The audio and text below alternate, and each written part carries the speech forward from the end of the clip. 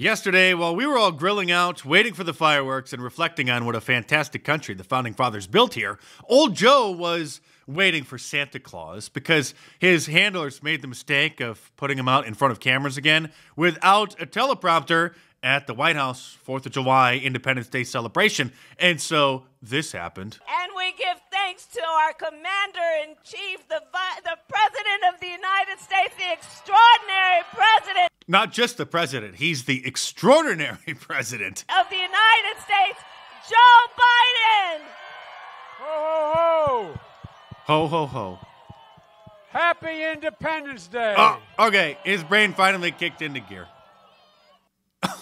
The only other possible explanation is that he was referring to Kamala Harris, but I think it's quite obvious that he just got his holidays mixed up. But sadly, that wasn't the only mix-up he had yesterday. Here he is at the end of the event, making no sense at all. Thank you. Thank you. You got me, man. I'm not going anywhere. All right. Wait for it. All right, I'll come back out when they open the gate, okay? Thank you, thank you, thank you. One last thing. You know, I used to think when I was a senator... By the way, that laughter, I believe, is the CNN anchor who is witnessing this live. There were always congestion on the highways. There's no congestion anymore. None. We go on the highway, there's no congestion. And so the way they get me to stop talking, they'll say, we just shut down all the roads, Mr. President. You're going to lose all the votes if you don't get in. But anyway, I'll be back out. Thank you, thank you, thank you, thank you. I love you. Thank you. What was he talking about? He's getting weirder by the day. They're going to have to shut him down. They're not going to be able to allow this to continue. What in the world is going on here?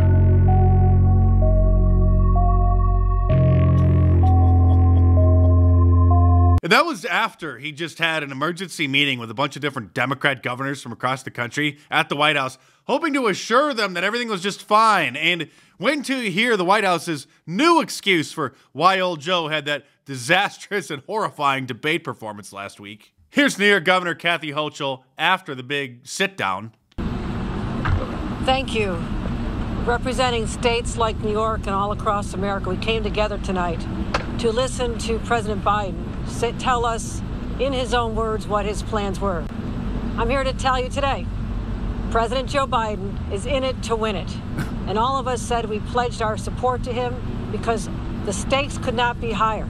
Okay, we've heard enough. So they say that they're standing by him. Well, that was 2 days ago. We'll see what they say today. One of his staff's bright ideas to try to salvage what's left of his administration is to make sure that he's in bed shortly after 8 p.m. because the debate started at 9, which is too late for Old Joe. And so he's going to be wrapping it up now shortly after 8. And when Gavin Newsom, who was in attendance at this emergency meeting, was asked about the 8 o'clock shutoff time, he said this. So it wasn't a literal 8 o'clock. I will be doing things differently. It was more figurative. Governor, just on that point, he didn't mean literally 8 o'clock. He meant figuratively 8 o'clock. But until that debate last week, Old Joe hadn't had anything on his schedule this entire year past 4 o'clock. The dam is breaking, Jake. Top Democratic leaders, former administration officials, current administration officials, major donors are all telling us privately, and now we're hearing it publicly, that they think that President Biden needs to step aside for the good of the party, for the good of the country. A couple of things they're saying. They do not think the debate was just a one-off event. They think that there is a health problem. They also say you cannot unsee the debate. They're worried, obviously, because of Donald Trump, who they see as an existential threat to democracy, but they're also worried about down-ballot races, losing the House and the Senate. Yeah, so might as well just swap him out with Kamala Harris, who was the worst performing Democrat candidate when she ran for president back in 2020. Excuse me, Van, would you like to contribute to my Liberal Tears mug too? Look, I'm just going to be honest. I mean, everybody comes on the air and says all this great stuff, but behind the scenes, it's full-scale panic. People are passing around legal memos, PDFs are flying back and forth on WhatsApp trying to figure out what are the options, how can you replace Biden, how do you get him to do it in a way where he feels respected as he should be respected, who should Kamala Harris's vice president be. The conversation on air and the conversation off air are completely different. Karine Jean-Pierre, that little gnome, is the White House spokeswoman, but this is old Joe's campaign spokeswoman, and listen to her. President Biden has made it very clear. How many times does he have to say it, that he did not have his best night? He said it at a fundraiser last night in McLean, Virginia, that he was tired. You've noted on this show, Mika, many times that, he traveled twice around the world. He was exhausted. Oh, he had jet lag now. That is their new excuse from traveling 2 weeks prior. There's no question that international travel can be rigorous. I think the confusion is that he's still suffering from the effects of that nearly 2 weeks later. So can you articulate a little bit about, do you guys usually have accommodations for him after he does a trip, that he's going to have jet lag for that long a period of time? So can you, when you say 2 weeks later, what do you mean? Well, the debate, he arrives back in the United States 12 or 13 days before the debate. So his explanation for a poor debate performance is jet lag. So what I want to say is it's the jet lag and also the cold, right? It is the two things, and that occurred. I guess we all just jumped to conclusions. It was that pesky jet lag he had from a trip 2 weeks earlier. Of course, he hasn't held a press conference to answer the countless questions that the press have about this increasingly sad situation, which one of the reporters noted to Karine Jean-Pierre. And we would invite the president to come here and tell us that directly. Noted, Kelly. But if he's awake. If that's he's awake. inappropriate. As you heard from your colleague, the president of the WHA, that's inappropriate. Thank you, Kelly. I mean, what's next? Are they going to roll Dr. Fauci out of retirement to diagnose old Joe and give him the clear? Oh, wait, what's this? It just looked like a bad night because my interaction with him was what I described in the book and what happened even subsequent to what I described in the book after I got out. He's very probing in his questions, very analytical, very calm about things. When you go in to brief him, Major, you better really know your topic because he's going to ask you very relevant questions. And he's very reflective on things and just doesn't jump out with conclusions or anything, but is very analytic. So my interactions with him, I have to say, have been very, very positive. Well, if Dr. Fauci insists that he's just fine, I guess we should all just rest assured. It's not like he would mislead the entire country again. Did you see the debate? I did. Did anything about that, what you saw, medically alarm you? I can't say. I think it would be inappropriate to say that, Major, because when you're just looking at someone on a one-shot basis, you just don't know what could happen. Did he have a bad cold?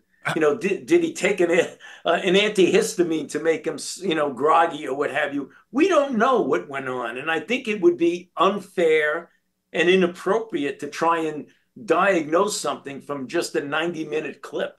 Yeah, it was just a one-off. It had never happened before, ever. This whole thing has caused an obvious, massive, and growing rift in the Democrat Party, with many of them calling on old Joe to step down immediately. But Democrats rarely actually think things through, and if he does that, then the logical choice for his replacement would be Kamala Harris. That's what a vice president's job is, to be training in order to take over in situations like this.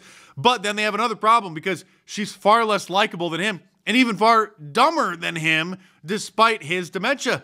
So if they have the delegates at the convention bypass her and go with Gavin Newsom or someone else, then the entire Biden administration, the entire Democrat Party is going to look extremely pathetic because not only did their president have to step down, but the vice president couldn't step up and they had to recruit some random governor or who knows who. They're in a lose-lose situation here. So some of them are trying to convince the American people that they didn't see what they saw. And they're trying to gaslight everybody into thinking that old Joe's just fine. And they just want to get back to business as usual. We've had 3 hours of a lot of debate over President Biden's condition. Actually, it's going on 7 days now, but continue. You know, at some point we should do a show on Trump's condition. You know, that one that he has that's so disturbing to so many. I mean, it's kind of a deep-seated condition. I wonder if it's even a health issue, but he has trouble, he tries, but he just can't seem to tell the truth, ever, practically, in a debate. Hey, let's stop talking about President Biden and the obvious problems Sam and the Democrat Party has and get back to our regularly scheduled programming of trashing Trump 24/7. And this from the New York Times just a few months ago when they were still running interference and gaslighting their audience about his obvious decline. Now they're calling for him to step down. For Joe Biden, what seems like age might instead be style. He's not getting old and senile and mentally incapacitated. It's just his personal style. Oh, but it gets even better. They continue. In this respect, the president has something in common with Beethoven, Wagner, and Martin Scorsese. You see, Joe Biden is actually a genius, and geniuses have a hard time clearly communicating their thoughts. That's what's going on. Oh, we should have known. And in what is the most pathetic and desperate idea floated by any Democrat yet, this from the HuffPost, formerly the Huffington Post. It's time for the Biden campaign to embrace AI, they say, and they want the campaign to create deep fakes of Joe Biden and then release those online to speak to the American people so that the real Joe doesn't stumble over his words and doesn't have to face the general public. Well, of course, there are reasonable hesitations to break this dam on the use of modern technology in presidential campaigning. The consequences of not taking this approach could be dire, they say.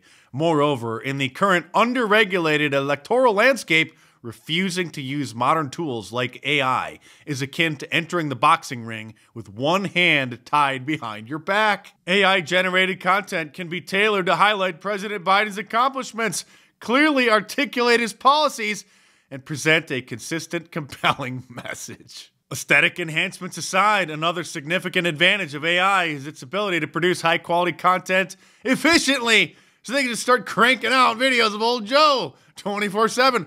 This would allow the campaign to respond rapidly to current events, misinformation, and the fast-paced news cycle. Yeah, because coming up with a speechwriter to put together a response, putting it in the teleprompter, having old Joe read it, recording it, posting it on social media, that just takes too much time. Why not just have a deep fake AI clone of Joe Biden respond? Also, there was a brief interaction between Donald Trump and some guests at Mar-a-Lago that somebody recorded and posted online that the liberal media is trying to spin as if it is leaked footage, when all it is President Trump just talking like he always does. Trump caught on video claiming that broken down Biden has quit and that it's going to be Kamala in his place. How did I do with the debate the other night? Oh, amazing. He kicked that old broken down pile of crap. Yeah. It's a bad guy. He just quit, you know. He's quitting the race. Is that right? Yep, I got him out of the race. And that means we have Kamala. I think she's going to be better. She's so bad. She's so pathetic. It's so amazing.